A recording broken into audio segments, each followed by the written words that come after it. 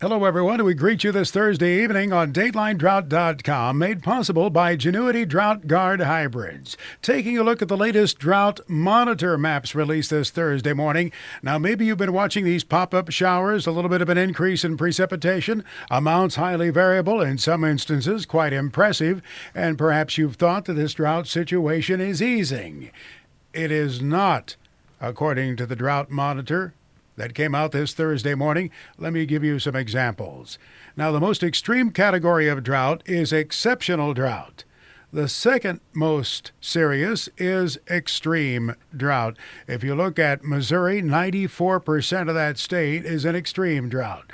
81% of Illinois would be characterized that way. Then let's look at wheat country for just a moment. Oklahoma, 96% of the state is in extreme drought, while in Kansas, 89% has extreme drought right now. That begs the question, what kind of a start will we have to the winter wheat crop? Of course, timing is everything. You get the precipitation at just the right time, it can, in fact, get the crop started. But you would need regular precipitation along the way. Arkansas has been a basket case for several weeks now. I was in that state just a couple of months ago listening to producers talking about irrigating their crops and the cost of irrigation. Well, if you look at Arkansas, 53% of that state, more than half of it, is in the most severe category of drought, exceptional drought. And the second most severe category, extreme drought, 96% of Arkansas falls into that category. That then begs the question, well, what do those future weeks look like? Will we be getting the moisture that is necessary to help get the winter wheat started, maybe to finish off this soybean crop? And if you look here at the heartland of the country, most of the weather forecasts seem to indicate it will stay dry. Here's the other part of the equation, though.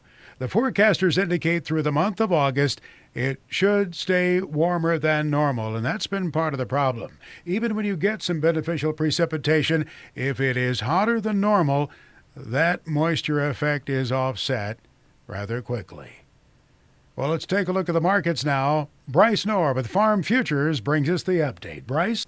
Futures prices are sometimes choppy ahead of big USDA reports like the one out tomorrow, but trading today was anything but quiet.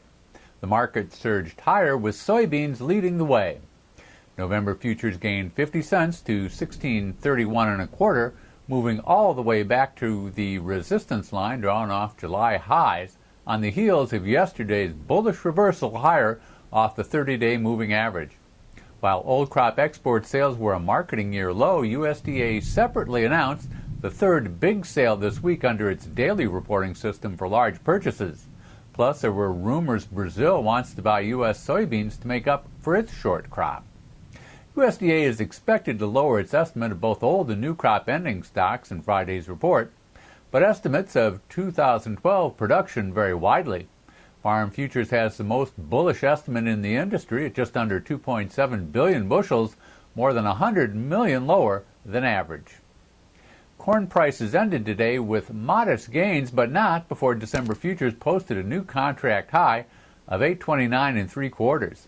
September came within 3 cents of the all-time high from July on the nearby chart.